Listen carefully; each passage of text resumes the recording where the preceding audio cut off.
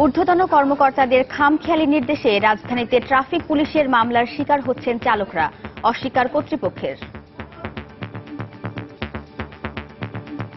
Requirement আছে যে মামলা এই পরিমাণ করতে হবে, পার ডে 20টা 25টা 30টা মামলা করে। কারা মামলা করতে বেশি, এটা নিয়ে আসলে বোঝা যায় যে আসলে কার পারফরমেন্সটা বেশি। আমাদের ফিল্ডে এতগুলো মামলা, এই পরিমাণে মামলা দিতে হবে, এই ধরনের কোনো অসুস্থ প্রতিযোগিতা নাই। চাপ কেউ যদি দিয়ে থাকে আমরা অবশ্যই এটা অনুসন্ধান করে দেখব। নগরবাসীর দুর্ভোগ চরমে। রাস্তায় গাড়ি নামানোর আগে তো এগুলা কাজ করা যায়। পুলিশ কর্তৃপক্ষ খালি গাড়ির নাম্বারটা লিখে নিয়ে ওই গাড়ির বিরুদ্ধে একটা মামলা করে দিলেই হয়ে যায়। 10 মিনিট 15 মিনিট আমাদের টাইম নষ্ট হয়, গাড়ি চেঞ্জ করে অন্য গাড়িতে যাইতে হয়, এটা আমাদের অফিসে যাওয়ার জন্য অনেক দেরি হয়ে যায়। দেখছিলেন বিশেষ শিরোনাম। দুপুরের সময়ের সঙ্গে আছি আমি ওয়াহিদা স্বপ্না এবং আমি ফয়সাল মোর্শেদ। এবার অন্যান্য শীর্ষ সংবাদ। প্রচার প্রচারণায় জমজমাট নারায়ণগঞ্জ সিটি নির্বাচন। তরুণ ভোটারদের বিবেচনায় প্রার্থীর অতীত কর্মকাণ্ড। 1.5 লাখ নতুন ভোটারের মন জয়ে ব্যস্ত প্রার্থীরা। নাটোরে তুলে নিয়ে 3 যুবলীগ নেতাকে গুলি করে হত্যার ঘটনায় 72 ঘণ্টার আলটিমেটাম দলের নেতাদের। উত্তরাঞ্চল অচল করে দেওয়ার হুমকি। তদন্ত চলছে, জানালো পুলিশ। প্রতারণার অভিযোগে রাজধানীতে 7 নাইজেরীয় আটক। মোবাইল ফোনে লটারি জেতার বার্তা পাঠিয়ে টাকা হাতিয়ে নিত চক্রটি, ব্রিফিংয়ে র্যাব। স্বাধীনতার 45 বছরে শিক্ষার্থী ও পাশের হারের সঙ্গে পাল্লা দিয়ে বেড়েছে শিক্ষিত বেকার। অভিন্ন শিক্ষা পদ্ধতি চালু ও বরাদ্দ বাড়ানোর তাগিদ।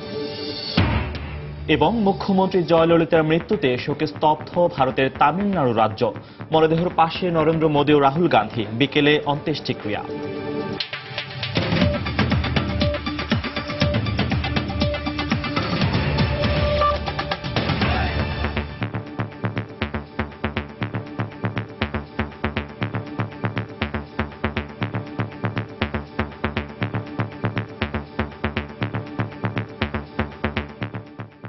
ঊর্ধ্বতন কর্তাদের স্বার্থ রক্ষায় রাজধানীতে চলছে ট্রাফিক পুলিশের টার্গেট মামলা।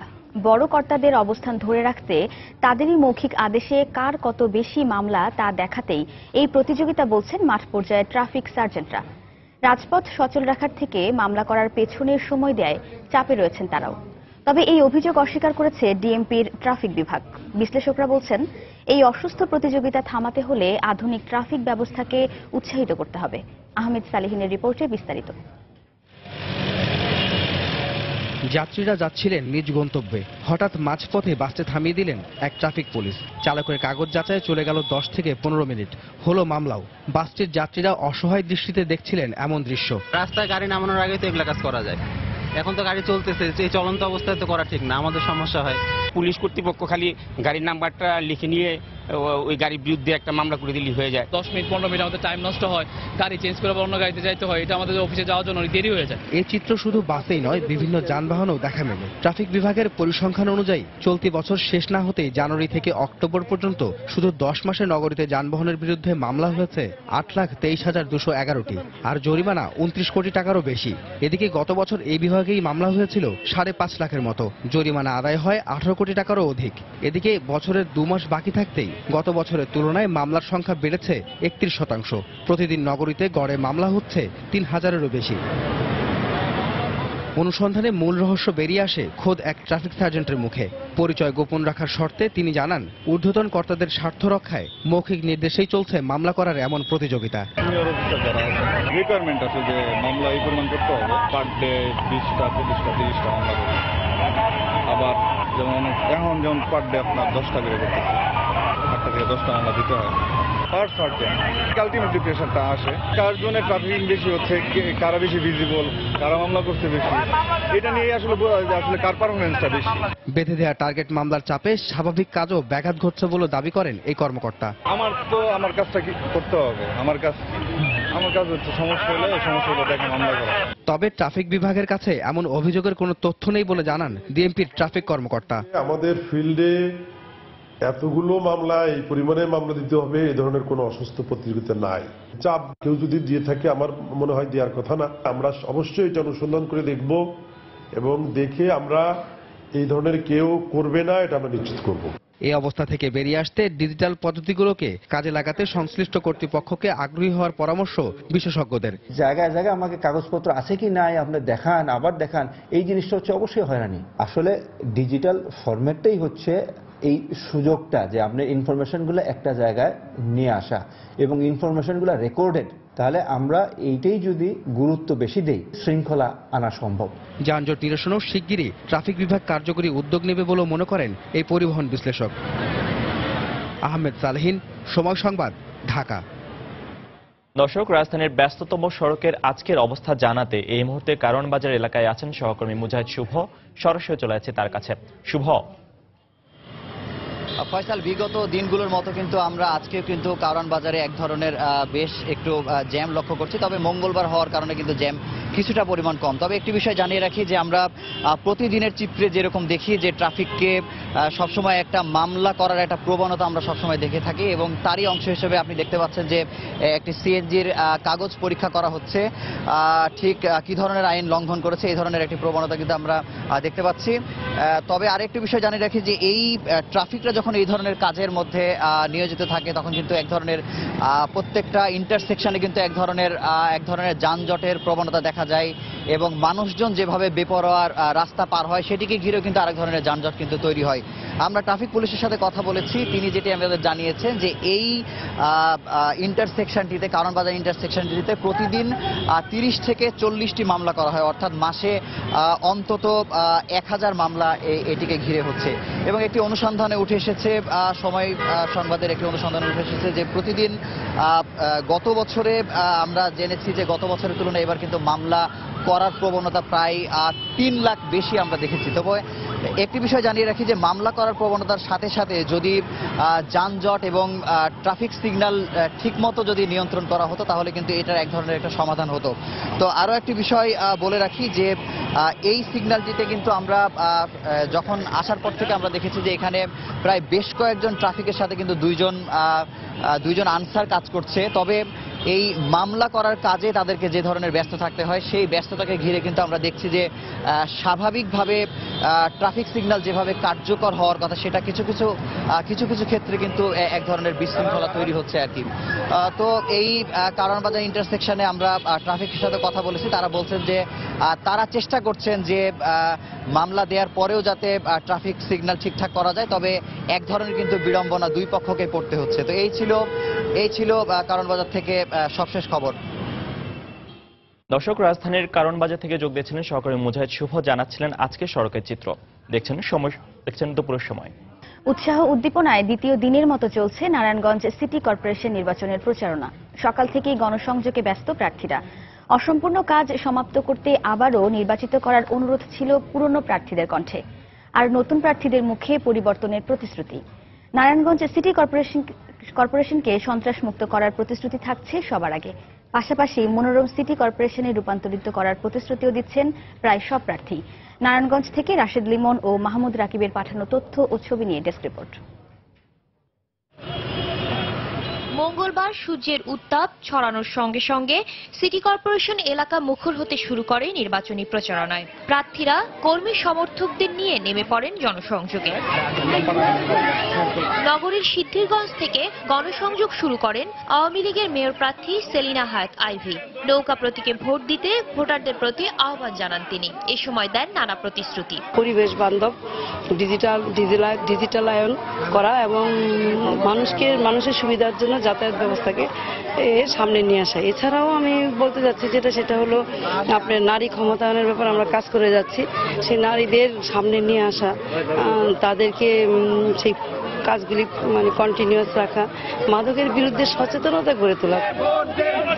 এদিকে শহরের প্রচারণায় অংশ নেন বিএনপির মেয়র প্রার্থী সাখাওয়াত হোসেন। নির্বাচনে সমান সুযোগ নিশ্চিত হলে বিজয়ী হবেন বলে আশাবাদ ব্যক্ত করেন তিনি। সবাই আমাদেরকে প্রশ্ন করছে যে আসলে তাদের ভোটাধিকার তারা পাবে কিনা, তারা নির্বিঘ্নে তাদের পছন্দসই প্রার্থীকে ভোট দিতে পারবে কিনা, সেই বিষয়টা আমাকে বলছে এবং তারা সাথে সাথে বলছে যে আমাদের যে ভোটের যে অধিকার ব্যাপারটা, সেটা আপনারা ফিরিয়ে দিয়েন। 7 জন মেয়র, 156 জন সাধারণ কাউন্সিলর এবং 38 জন সংরক্ষিত কাউন্সিলর প্রার্থী প্রতিদ্বন্দ্বিতা করছেন এই নির্বাচনে। তবে প্রথমবারের মতো দলীয় প্রতীকে নারায়ণগঞ্জ সিটি কর্পোরেশন নির্বাচনের ভোট গ্রহণ হবে আগামী 22 ডিসেম্বর।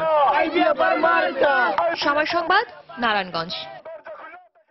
নারায়ণগঞ্জ সিটি কর্পোরেশনের নির্বাচনে প্রচারণার খবর জানাতে এই মুহূর্তে জেলা আওয়ামী লীগ কার্যালয়ের সামনে আছেন সহকর্মী মাহমুদ রাকিব এবং জেলা বিএনপি কার্যালয়ের সামনে আছেন রিপোর্টার রাশেদ লিমন। সরাসরি চলেছে তাদের কাছে। প্রথমে যাচ্ছি মাহমুদ রাকিবের কাছে। রাকিব,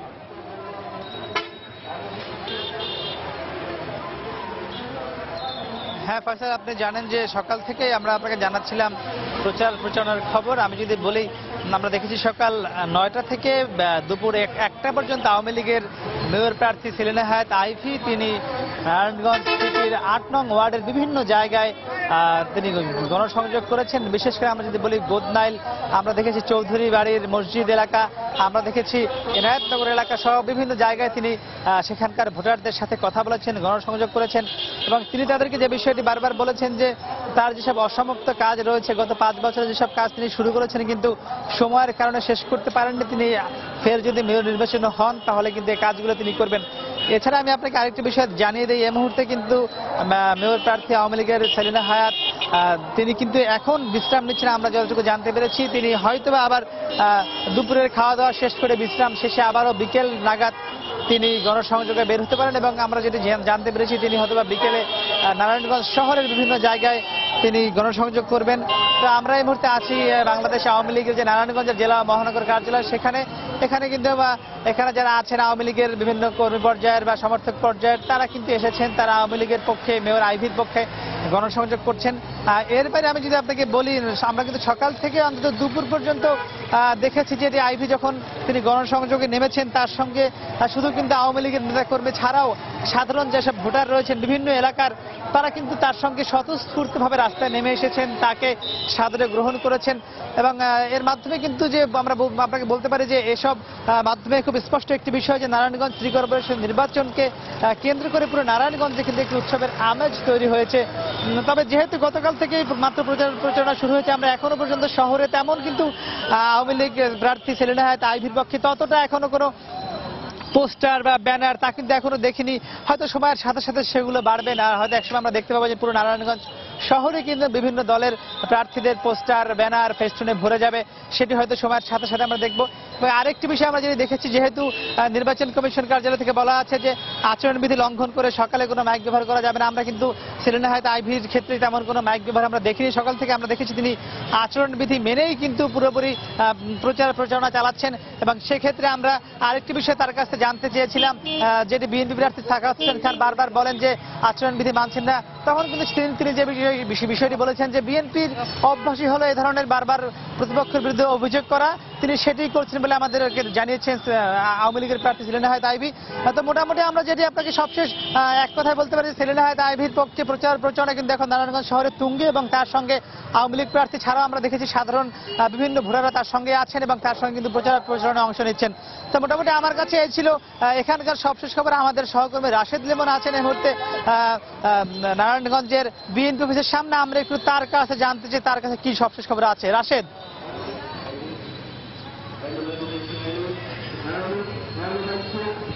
ধন্যবাদ রাকিব। আসলে দলীয় নির্বাচন হওয়ায় প্রচারণার কিন্তু মূল কেন্দ্র, আসলে বিশেষ করে মেয়র প্রার্থীদের মূল কেন্দ্র কিন্তু এখন এই দলীয় কার্যালয় এবং এরই অংশ হিসেবে আমরা এখন অবস্থান করছি যে বিএনপির জেলা এবং মহানগর বিএনপির যে কেন্দ্রীয় কার্যালয় তার সামনে এবং সকাল থেকে আমরা কিন্তু দেখেছি যে বিএনপি মনোনীত প্রার্থী অ্যাডভোকেট সাখাওয়াত হাসানকে সমর্থন দিতে বা তার প্রচারণার অংশ নিতে কিন্তু আমরা দেখেছি নেতাকর্মীরা সকাল থেকে এখানে ভিড় করছে এবং পার্টি অফিস কিন্তু বিএনপি নেতাকর্মীরা যেমন বলছিল যে অনেকদিন পর বিএনপির এই জেলা ও মহানগর বিএনপির এই পার্টি অফিস কিন্তু একদম আবার সেই আগের জাঁকজমক ফিরে পেয়েছে এবং সকালে আমরা দেখেছিলাম বেশ কয়েকজন কেন্দ্রীয় নেতা এসেছিলেন, তারা এসে কিন্তু এই মহানগরের বিশেষ করে মহানগরের নেতাদের চাঙ্গা করে দিতে তারা বেশ কিছুক্ষণ সভা করেছে এবং এরপর থেকে কিন্তু বিএনপি অফিসটা বেশ কিছু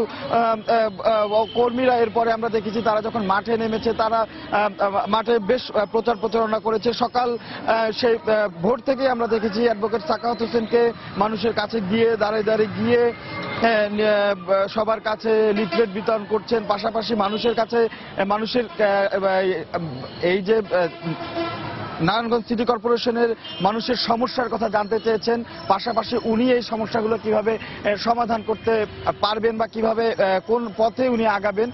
অল্প সময়ের মধ্যে মানুষের সাথে এই কথাগুলো বলে উনি আসলে চেষ্টা করেছেন মানুষের যত কাছে যাওয়া যায় এমন কিছু একটা করতে। পাশাপাশি তার সঙ্গে কিন্তু আমরা সবসময় দেখেছি যে দলীয় নেতাকর্মীরা ছিল, বিশেষ করে আমরা যখন জেলা এবং মহানগর বিএনপি নেতারা, কেন্দ্রীয় নেতারা আসার পরে তারা কিন্তু কেন্দ্রীয় শহীদ মিনারে বেশ কিছুক্ষণ সময় নিজেদের মধ্যে আলাপ করে নিয়েছেন। এরপরে আমরা দেখেছি শুধু যে অ্যাডভোকেট সাখাওয়াত হোসেন তাই না, মহানগর বিএনপির বিভিন্ন নেতারা বিভিন্ন ভাগে ভাগে হয়ে তারা জনসংযোগ চালাচ্ছেন এবং বিভিন্নভাবে তাদের এই প্রার্থী জয়লাভ হলে সাধারণ মানুষের যে কি লাভ হতে পারে বা এই তাদের নির্বাচনী যে ইশতেহার কি হতে পারে সেইগুলো মানুষের সঙ্গে তারা বিষয়গুলো ভাগাভাগি করেছেন এবং সব অল্প সময়ের মধ্যে তারা চেষ্টা করেছেন যত মানুষের সামনে যেতে। এবং এই আজকের এই বেলার প্রচারণা শেষ।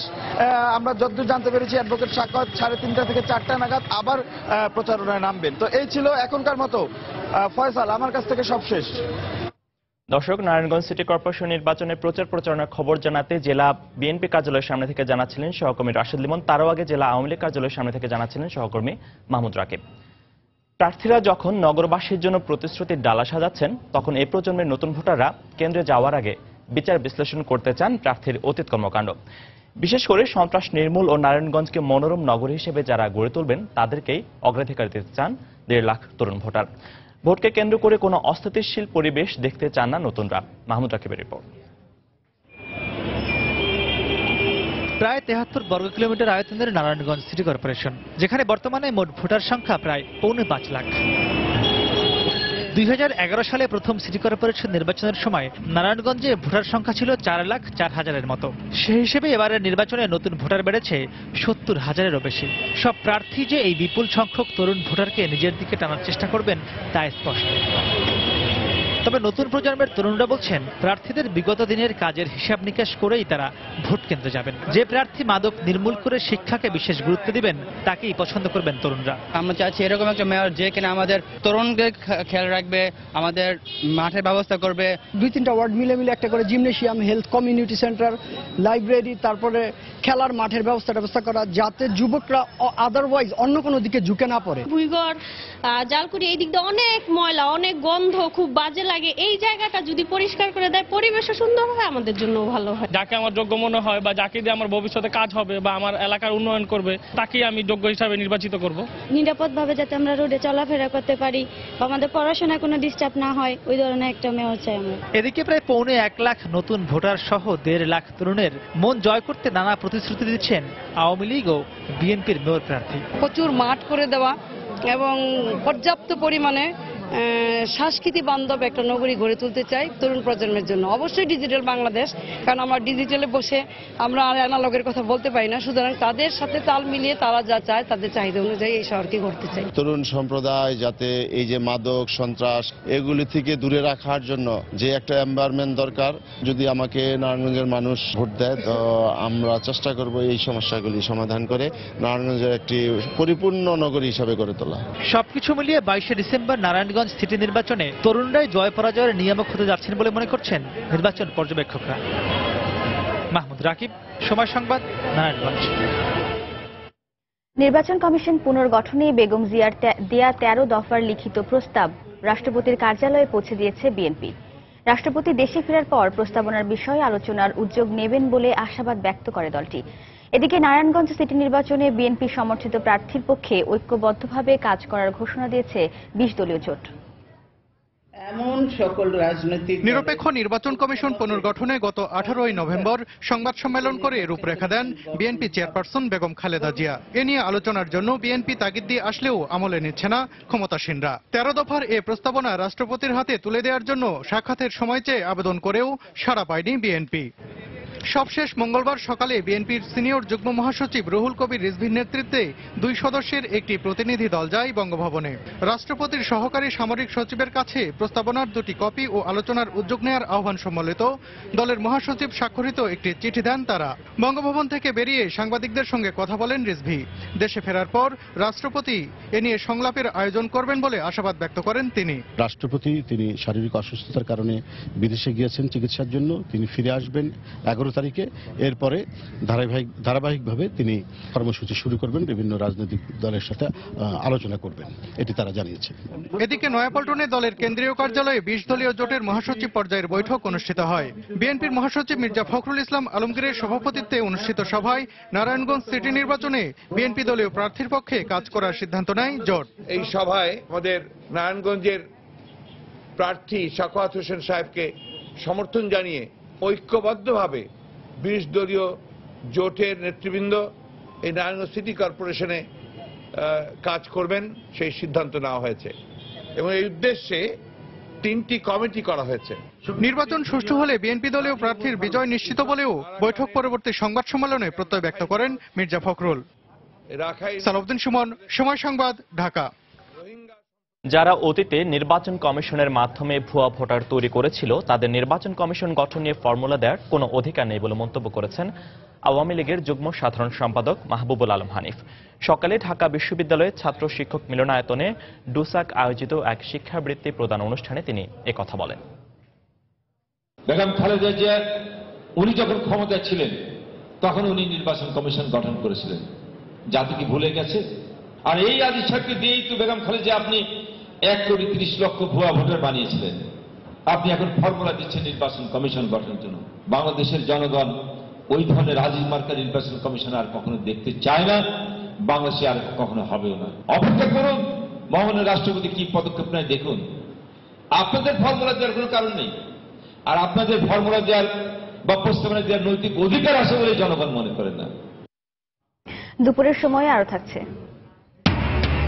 রাজধানীতে মদ্যপ চালকের প্রাইভেট কারের চাপায় 2 ছিন্নমূল নারীর মৃত্যু, আহত আরো 1, আটক 1। এবং মেহেরপুরে গুলিতে 3 জন নিহত। পুলিশের দাবি তারা ডাকাত দলের সদস্য, মারা গেছে বন্দুকযুদ্ধে, অস্ত্র ও বোমা উদ্ধার।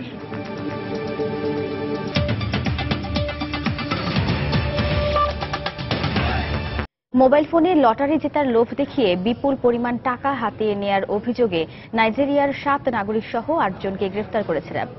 রাজধানীর মিরপুর ও দক্ষিণখান এলাকা থেকে তাদের গ্রেফতার করা হয়।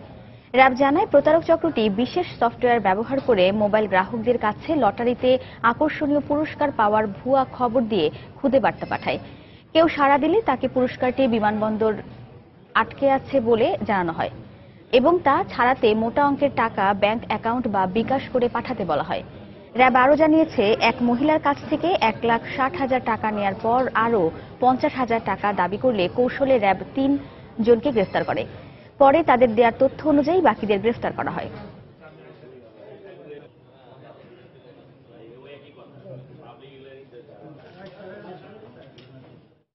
সুযোগ পাচ্ছিলাম যে সহজ সরল মানুষগুলো আপনার তাদের এই প্রতারণার জালে ধরা পড়ছে এবং সর্বস্ব হারাচ্ছে।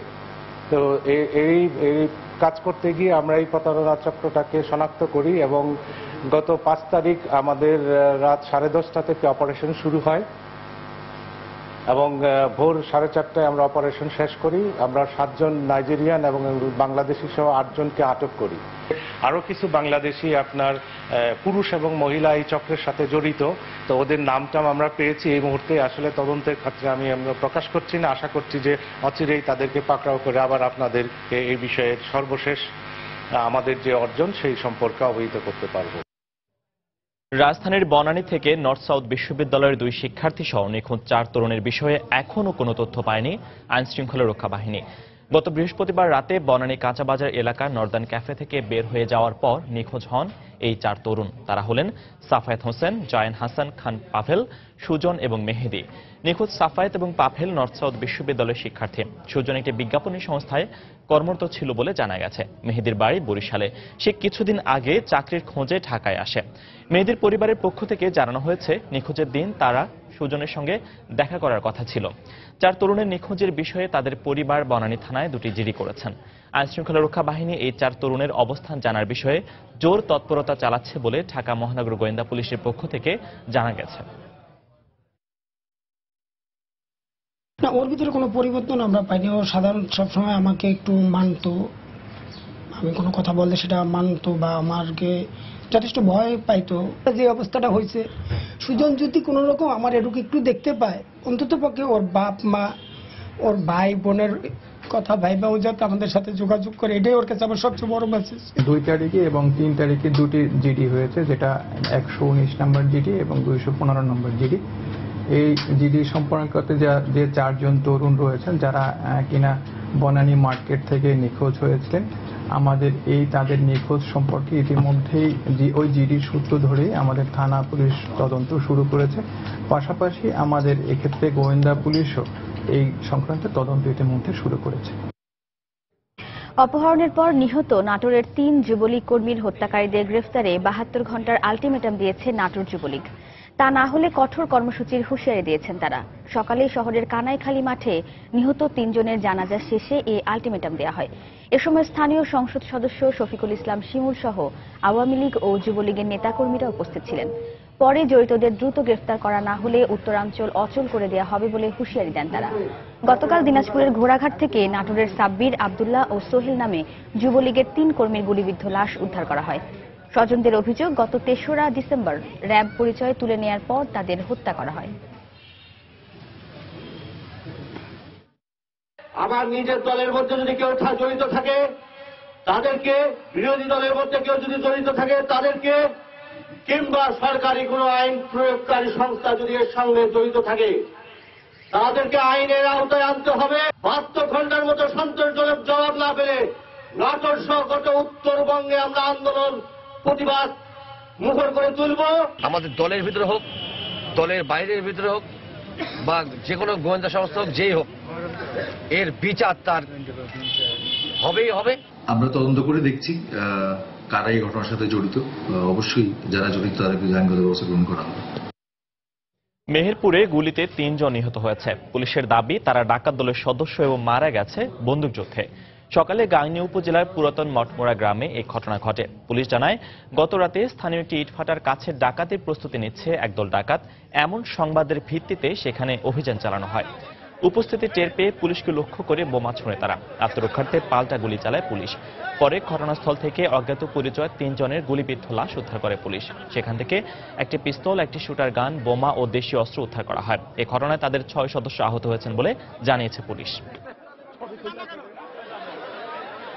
2041 সালের উন্নত বাংলাদেশের ভিশনকে সামনে রেখে খাদ্য মন্ত্রণালয় ও খাদ্য অধিদপ্তরকে আধুনিকায়ন করা হবে বলে জানালেন খাদ্যমন্ত্রী অ্যাডভোকেট কামরুল ইসলাম। সকালে রাজধানীর একটি হোটেলে আয়োজিত অনুষ্ঠানে তিনি একথাও জানান।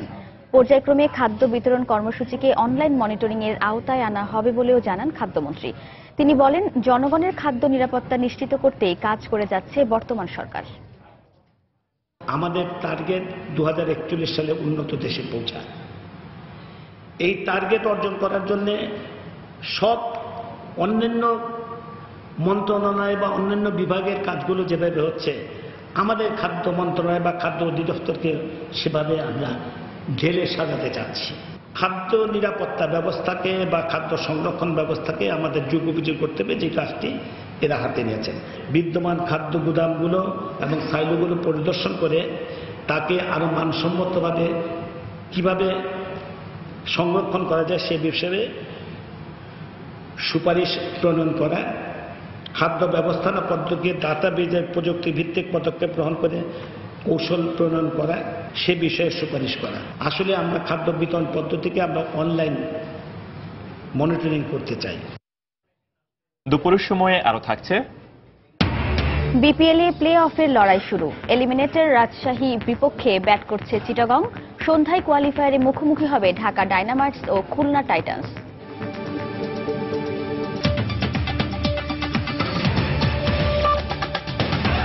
স্বাধীনতার পর থেকে শিক্ষার প্রসার ঘটলেও মানসম্পন্ন শিক্ষার বিস্তার ঘটেনি। 45 বছরে বহু গুণে বেড়েছে শিক্ষার্থী, শিক্ষা প্রতিষ্ঠানের সংখ্যা। এছাড়া পাশের হারের সঙ্গে পাল্লা দিয়ে বেড়েছে শিক্ষিত বেকারের সংখ্যা। বিশেষজ্ঞরা বলছেন, 3 ধারার শিক্ষায় সামাজিক বৈষম্য ক্রমাগত বাড়ছে।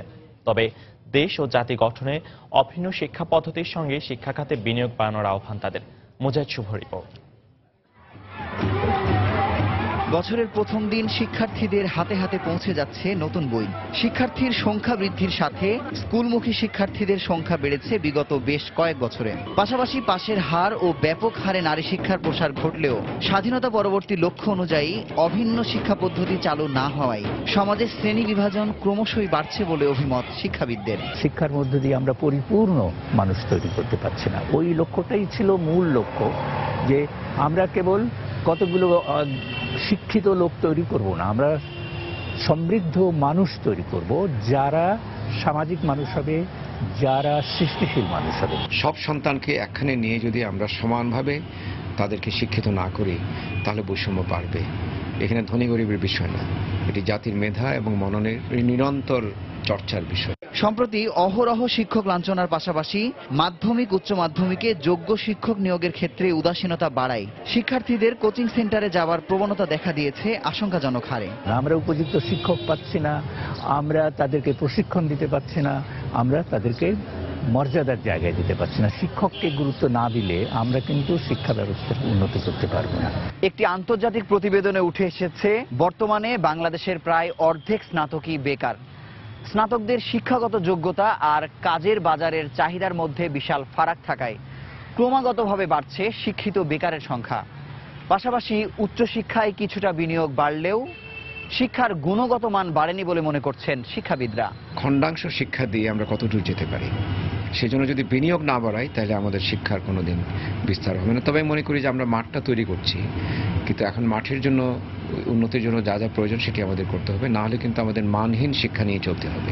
৪৪ বছরের অভিজ্ঞতা শেষে সময় এসেছে মাতৃভাষার মাধ্যমে সর্বস্তরে একটি যুগোপযোগী অভিন্ন শিক্ষা পদ্ধতি চালু করা, এমনটি মনে করছেন শিক্ষাবিদরা। মুজাহিদ শুভ, সময় সংবাদ, ঢাকা। মিয়ানমারের রোহিঙ্গা নির্যাতন বন্ধে শান্তি রক্ষা কমিশনের সদস্য মোতায়েনের দাবি জানিয়েছেন জাতীয় পার্টির চেয়ারম্যান হুসেন মোহাম্মদ এরশাদ। দুপুরে রাজধানীর গুলশানে সংবিধান সংরক্ষণ দিবস উপলক্ষে আয়োজিত এক আলোচনা সভায় জাতিসংঘকে উদ্দেশ্য করে তিনি এ দাবি জানান। এ সময় আসন্ন নির্বাচনে ৩০০ আসনেই প্রার্থী দেওয়ার ঘোষণাও দেন এরশাদ। আমি একটা আবেদন করব আমাদের কি বলে জাতিসংঘের মহাসচিবকে, আপনি সব জায়গায় শান্তি সেনা পাঠাচ্ছেন, শান্তি রক্ষী বাহিনী পাঠাচ্ছেন, আমরা তো আফ্রিকা অনেক জায়গায় গিয়েছি, আপনারা এখানেও শান্তি রক্ষা বাহিনী নিয়োগ করেন, রোহিঙ্গাদের কাছে শান্তি রক্ষা বাহিনী আপনি নিয়োগ করেন, তাহলে হয়তো বন্ধ করা যেতে পারে। মিয়ানমারে এখানে গণহত্যা হচ্ছে, শিশুদের মেরে ফেলা হচ্ছে, মহিলাদের মেরে ফেলা হচ্ছে, গণধর্ষণ করা হচ্ছে, সেখানে কেন শান্তি রক্ষা বাহিনী পাঠাবেন না? রাজধানীতে সুপ্রিম কোর্টের সামনে প্রাইভেট কারের চাপায় 2 নারীর মৃত্যু হয়েছে। এছাড়া গুরুতর আহত হয়েছেন আরও একজন। পুলিশ জানায় মধ্যরাতে প্রাইভেট কারের চালক নিয়ন্ত্রণ হারালে গাড়িটি ফুটপাত ঘেঁষে সুপ্রিম কোর্টের দেয়ালে আঘাত করে। এতে ফুটপাতে ঘুমন্ত অবস্থায় 3 ছিন্নমূল নারী গুরুতর আহত হন। তাদের ঢাকা মেডিকেল কলেজ হাসপাতালে ভর্তি করা হয়, সেখানে মারা যান 2 জন। এই ঘটনায় প্রাইভেট কারের চালক পালিয়ে গেলেও গাড়ি থেকে মোহাম্মদ শাওন নামে ব্র্যাক ইউনিভার্সিটির এক ছাত্রকে আটক করা হয়। প্রাথমিক জিজ্ঞাসাবাদ শেষে পুলিশ জানায় গাড়িতে সবাই মদ্যপ অবস্থায় ছিল।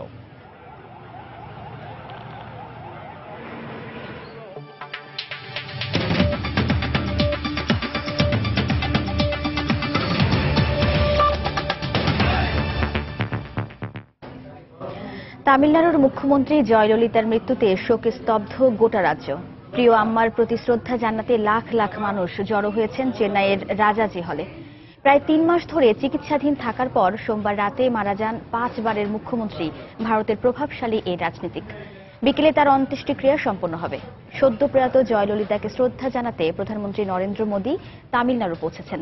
এদিকে জয়ললিতার মৃত্যুর কয়েক ঘণ্টা পর তামিলনাড়ুর নতুন মুখ্যমন্ত্রী হিসেবে শপথ নেন তার বিশ্বস্ত রাজনৈতিক সহচর অর্থমন্ত্রী পান্নিরসেলভাম।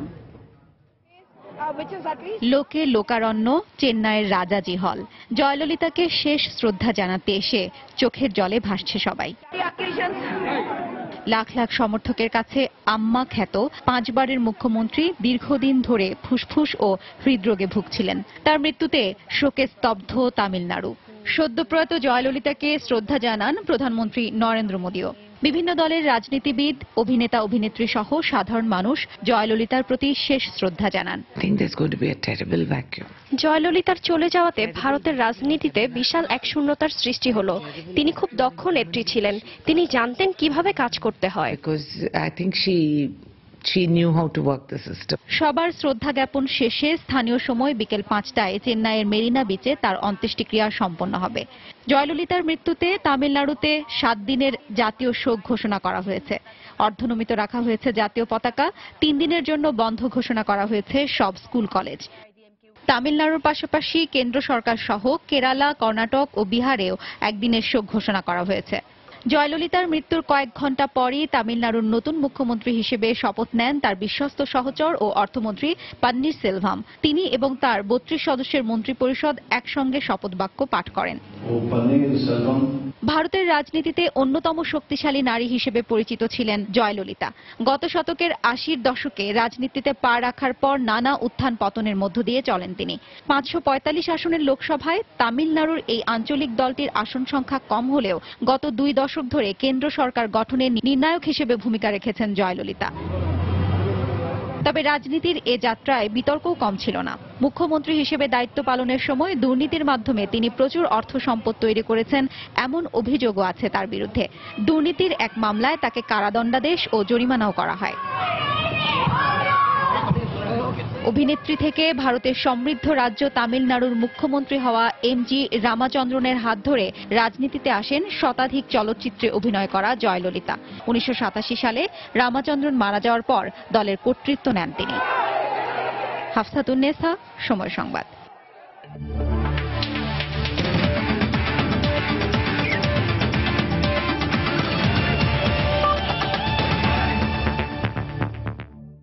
বিপিএল প্রসঙ্গ। এলিমিনেটরে বাঁচা মরার লড়াই রাজশাহী কিংসের বিপক্ষে টস হেরে ব্যাট করছে চিটাগং ভাইকিংস। শেষ খবর পাওয়া পর্যন্ত তামিমের দলের সংগ্রহ 6 উইকেটে 131 রান। মিরপুর শেরেবাংলা স্টেডিয়ামে টস হেরে ব্যাটিংয়ে নেমে চাপে পড়ে চিটাগং। কয়েক ম্যাচ পর একাদশের সুযোগ পেয়ে ব্যর্থ ডোয়েন স্মিথ। দলীয় 8 রানে ব্যক্তিগত 0 রানে আউট হন তিনি। এর পরের গল্পে কিংস বোলারদের শাসন করেছেন তামিম ইকবাল ও ক্রিস গেইল। তাদের জুটিতে স্কোরবোর্ডে জমা হতে থাকে রান। গেইল ও তামিম মিলে যোগ করেন 74 রান। গেইল আউট হন 30 বলে 44 রানের ঝড়ো ইনিংস খেলে। এরপর পাকিস্তানি ব্যাটসম্যান শোয়েব মালিক মাঠে নামেন তামিমকে সঙ্গে নিতে। দুজন মিলে বেশ ভালোভাবেই সচল রাখেন চিটাগংয়ের রানের চাকা। তবে ফরাদ রেজার শিকার হয়ে 14 রান করে আউট হন শোয়েব মালিক। এরপর দারুণ খেলতে থাকা অধিনায়ক তামিম ইকবাল বিপিএল আসরে ষষ্ঠ 50 হাঁকিয়ে ফেরেন 51 রানে।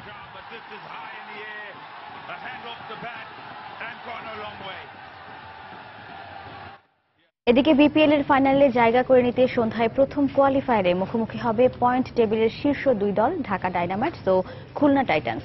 মিরপুর শেরেবাংলা স্টেডিয়ামে ম্যাচটি শুরু হবে সন্ধ্যা 5:45টায়। জিতলেই নিশ্চিত হবে ফাইনাল। তবে হেরে যাওয়া দল দ্বিতীয় সুযোগ হিসেবে কোয়ালিফায়ার 2তে খেলার সুযোগ পাবে। যদিও সেই দ্বিতীয় সুযোগের দিকে তাকিয়ে নেই ঢাকা খুলনার কেউই। লীগ পর্বে বেশ সহজভাবেই ঢাকাকে হারিয়ে প্লে অফের পাশাপাশি কোয়ালিফায়ার নিশ্চিত করেছে খুলনা। দলে বড় কোনো তারকা না থাকার পরেও মাঠে বরাবরই চমক দিয়ে গেছেন মাহমুদুল্লাহ রিয়াদের দল। বোলিংয়ে শফিউল জুনায়েদ খানরা সফল হলেও দলটির জন্য চিন্তার কারণ ব্যাটিং।